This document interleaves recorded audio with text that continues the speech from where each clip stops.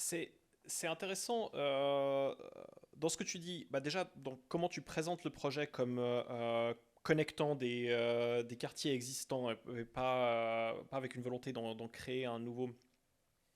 Il y a une grande humilité là-dedans. Et d'ailleurs, bah, Tribu Architecture s'appelle Tribu Architecture et ne porte pas le nom de ses fondateurs. J'ai l'impression qu'il y a énormément de projets urbanistiques qui sont des grands ego trips.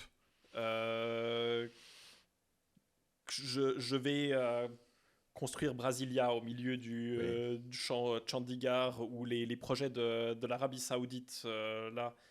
Est-ce qu'il y a pas un problème d'ego chez certains architectes ou urbanistes?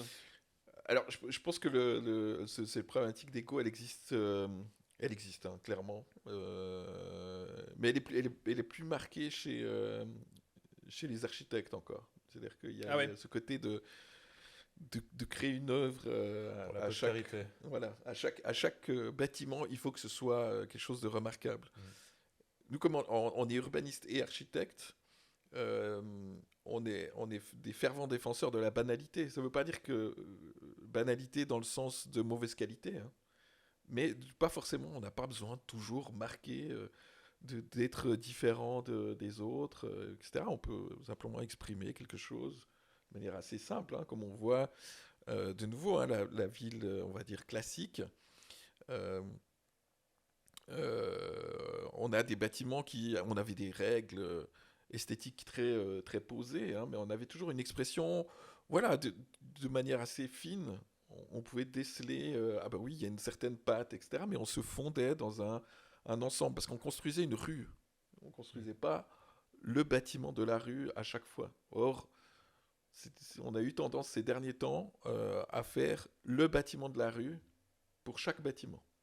À quand ça remonte l'architecte avec un ego fort qui veut créer une œuvre? Ça date de quand? Alors, je pense que ça a toujours existé.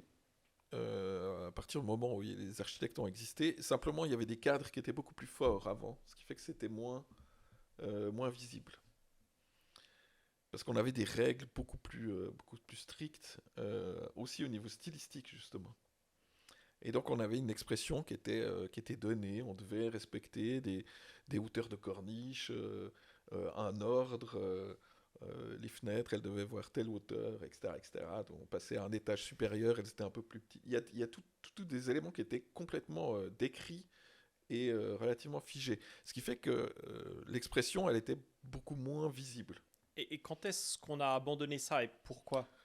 Mais c'est principalement avec le modernisme, en disant bah, on veut casser.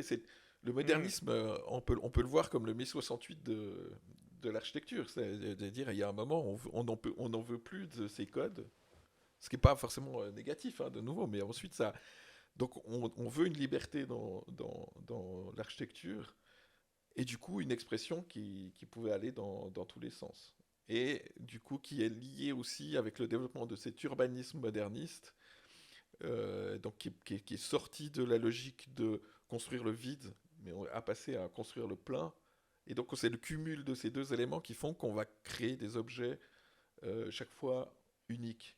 Et si tu regardes le plan, tu citais Brasilia, c'est en fait un plan, c'est chaque fois une œuvre d'art en fait. C'est presque une sculpture dans la ville. Le bâtiment n'est là que pour exprimer une forme dans la ville.